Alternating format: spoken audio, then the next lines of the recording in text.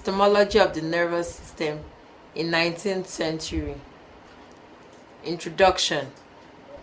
Between 1800 and 1850, discoveries in physiology helped lay the foundation for the eventual rise of experimental psychology. The events of particular interest to us in this study session are the first elaboration of the distinction between sensory and motor nerves, the emergence of a sensory phenomenology of vision and of touch, and the articulation of the doctrine of specific nerve energies, including the related view that the nervous system mediates between the mind and the empirical world. Learning outcomes. When you have studied this session, you should be able to 1.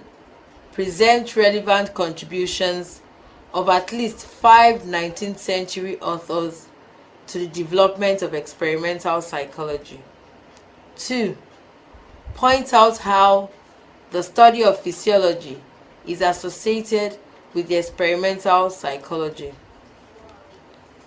Contributions of Charles Bell, 1774 to 1842.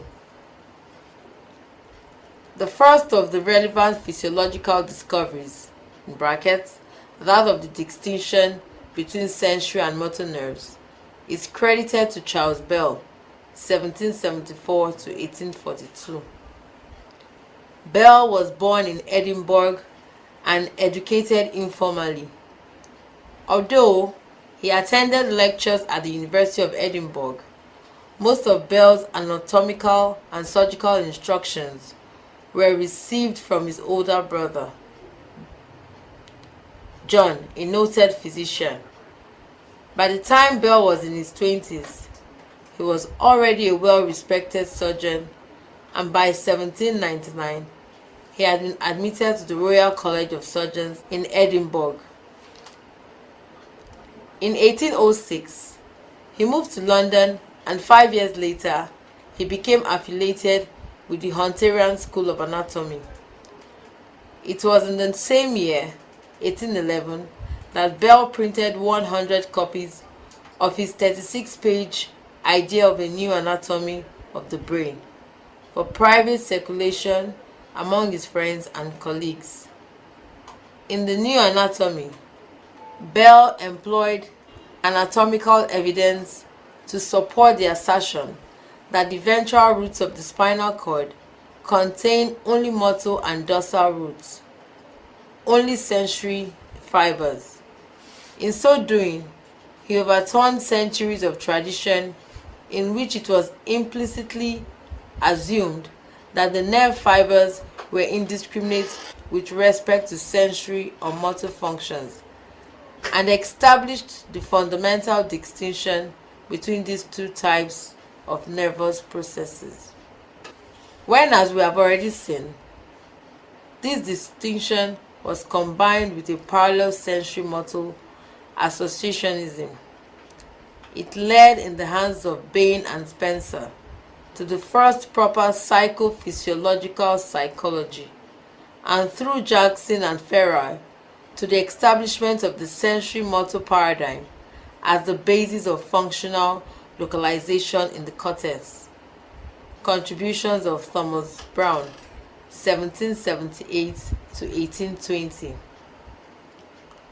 The first of the relevant philosophical advances was provided by Thomas Brown. Brown was born at Kemarbreck, Scotland, and educated in philosophy and medicine at the University of Edinburgh, where he took courses with Dugald Stewart, a disciple of Reid. In 1810, he was appointed to share the professorship of moral philosophy with Stewart, and within a short time, he had become renowned for the brilliance of his study sessions. In 1820, after his premature death, these study sessions were published in 4 volumes as study sessions on the philosophy of the human mind. Their impact was immediate, undoubtedly because Brown managed to unite elements of two disparate traditions, the Scottish intuitionalism of Reid and the empirism of Condillac. In so doing, he helped redirect both traditions. Among a number of novel contributions of Brown was an important critique of introspection. This was based on Brown's belief in the absurdity of the idea that one and the same indivisible mind could be both the subject and the object of the same observation. Brown made two conceptual advances of fundamental importance in the history of experimental psychology. The first was to emphasize the muscle sense before being. As we have earlier suggested, the associationists had neglected movement and action in favor of the analysis of sensation. Brown was the first philosopher in that tradition to move towards a more balanced sensory-motor view by including the sensory side of movement in his conceptualization of the problem of objective reference in perception. Brown's second contribution involved his detailed elaboration of the secondary laws of association, which he termed suggestion. Brown's formulation of these laws, which involved the relative duration, strength (liveliness), frequency and recency of the original sensations, as well as the reinforcement of one idea by others, provided later learning theorists with a basis for explaining not only the facts but the quantitative parameters of association. Contributions of Friedrich Herbart, 1776 to 1841. During almost the same period in Germany, another philosopher of mind, Johann Friedrich Herbart, was also getting engaged in quantitative relationships among ideas.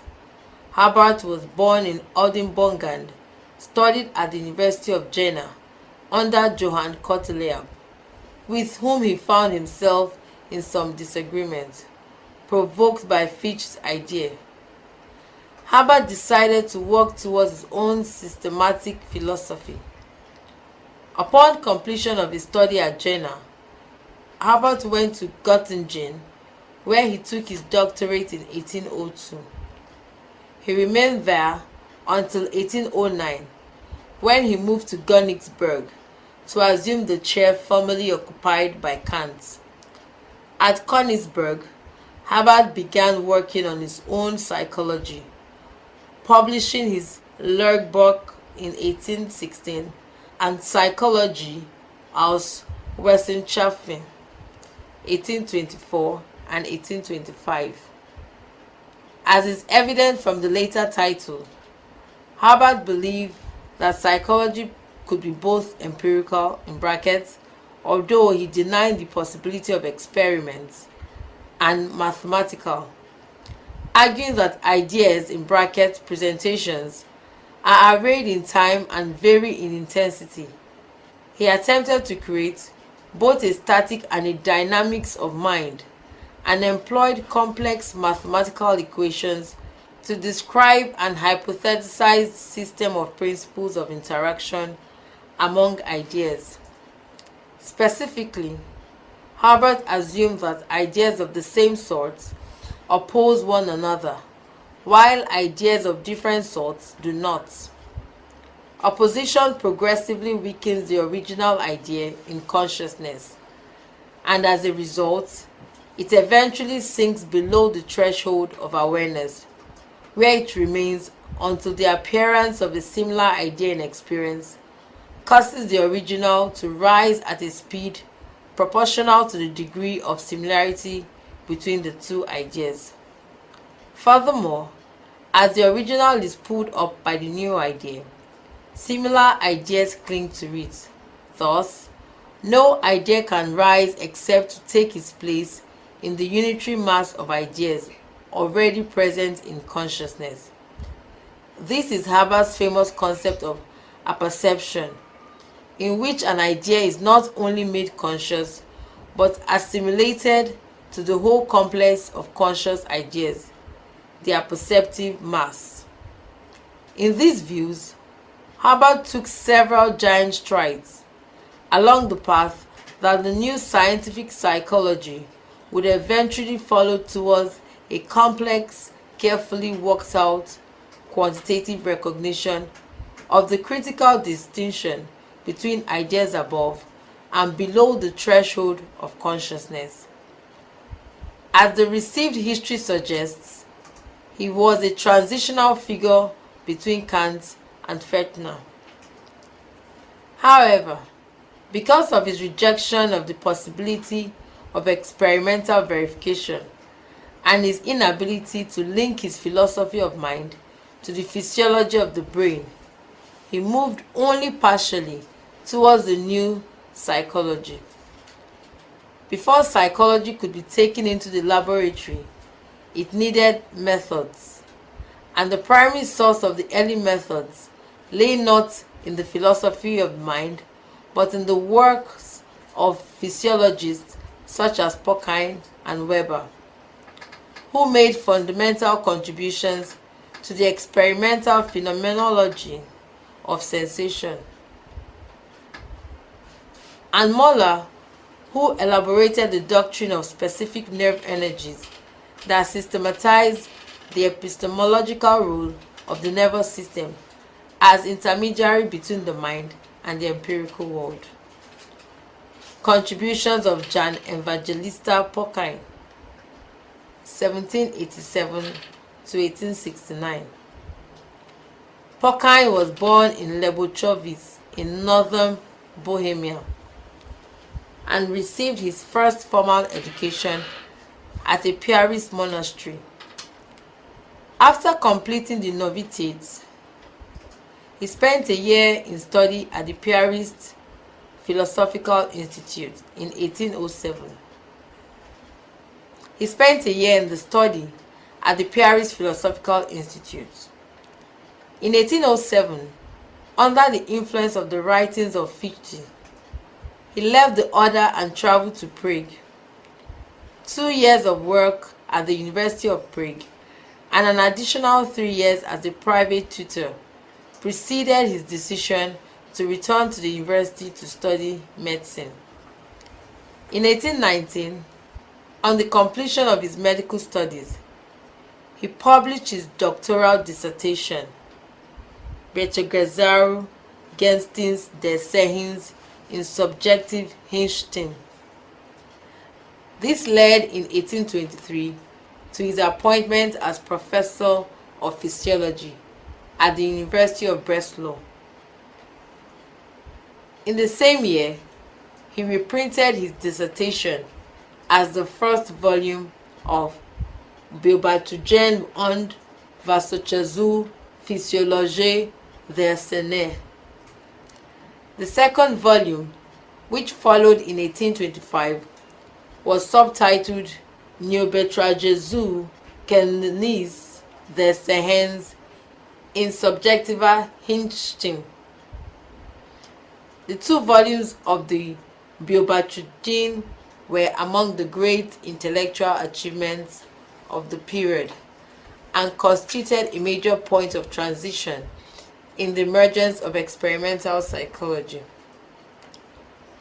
With extraordinarily acute ability to observe phenomenological details, Durkheim explored the psychological consequences in visual experience of a series of experimental manipulations of the conditions of stimulation, including application to the eyeball of pressure and electrical current, alteration in point of light, exposure relative to the fovea, degree of eye movement, and variation in the intensity of light.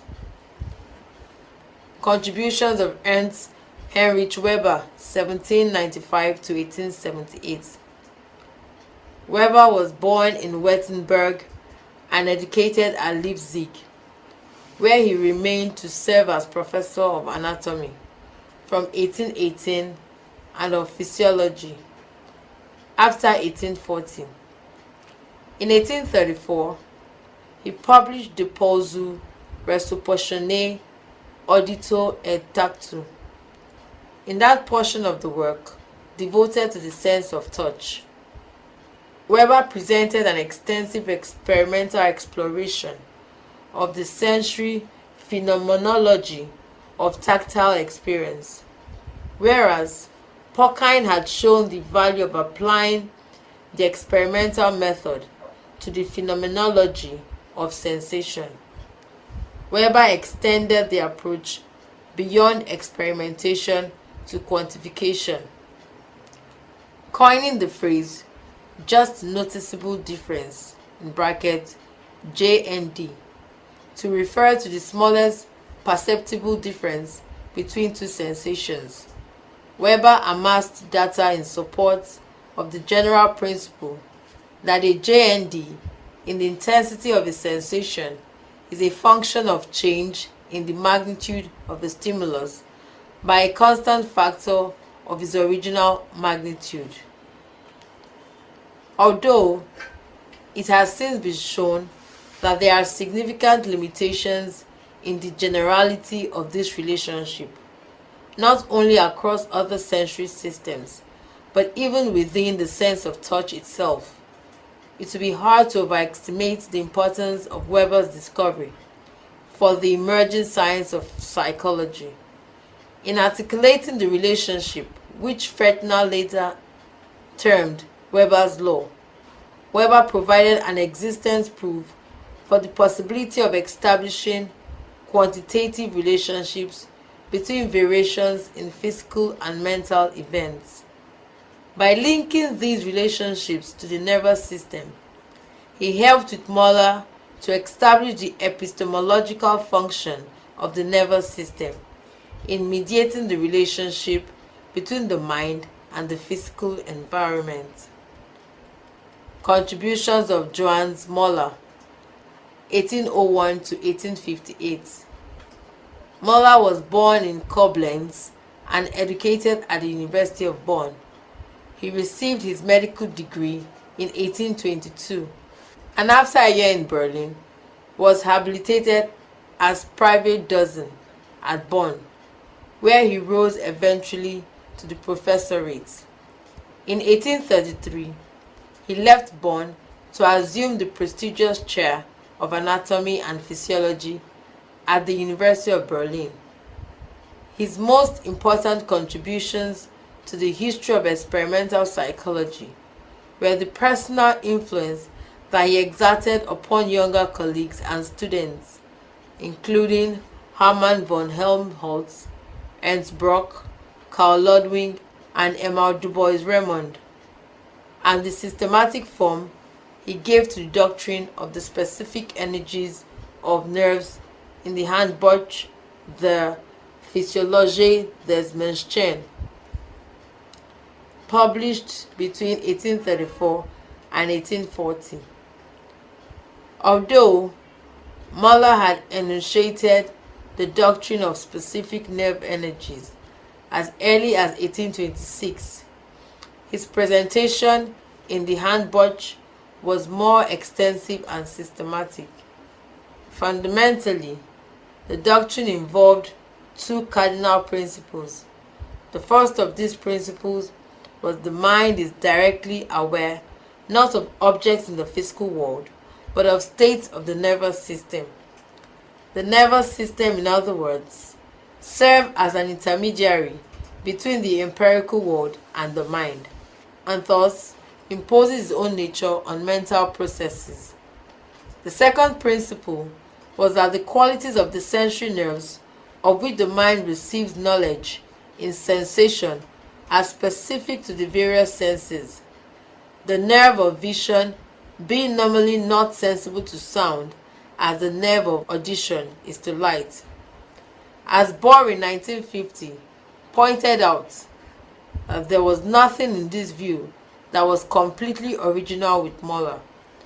Not only was much of the doctrine contained in the work of Charles Bell, the first of Muller's two most fundamental principles was implicit in Locke's idea of secondary qualities, and the second incorporated an idea concerning the senses that had long been generally accepted.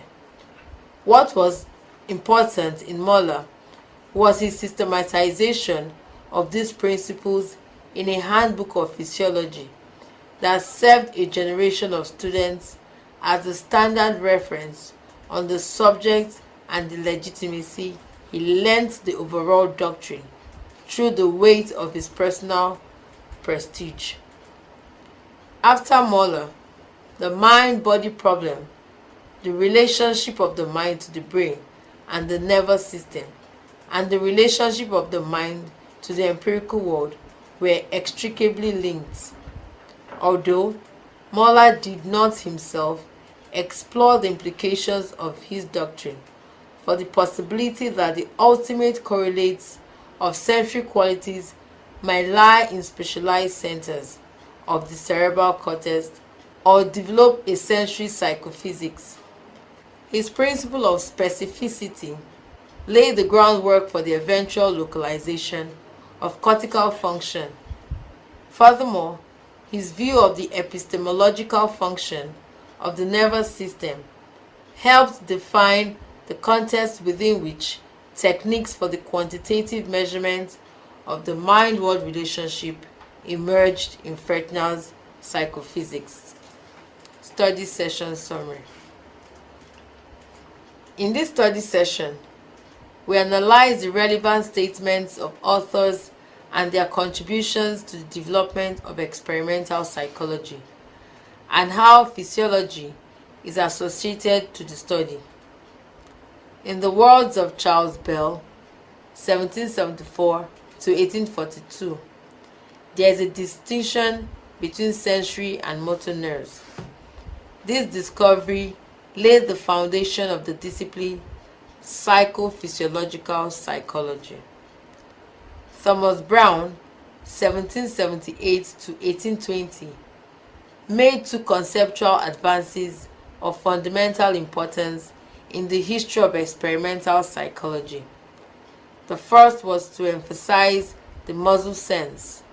The second contribution is involved in his detailed elaboration of the secondary laws of association, which he termed suggestion, while Johann Friedrich Herbart's 1776 to 1841 was a philosopher of the mind who concerned himself with quantitative relationships among ideas. He propounded the famous concept of apperception, in which an idea is not only made conscious but assimilated to the whole complex of conscious ideas, the apperceptive mass. Though he did not believe that psychology could be experimented, he believed that psychology could be both empirical and mathematical.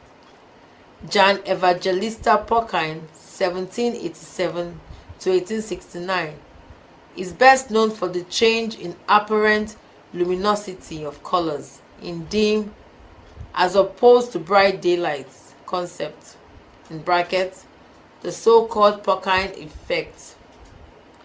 It was the breadth and systematic use of the experimental method to explore the parameters of sensory experience that helped lay the foundation for future laboratory work in psychology. Ernst Heinrich Weber, 1795 to 1878, presented the sensory phenomenology of tactile experience experiments. He was able to establish the epistemological function of the nervous system in mediating the relationship between the mind and the physical environment through experiment. Johannes Muller, 1801 to 1858, explained the relationship between the mind and the body, the relationship of the mind to brain and nervous system, and the relationship of the mind to the empirical world. End of study session 2. Thank you for listening.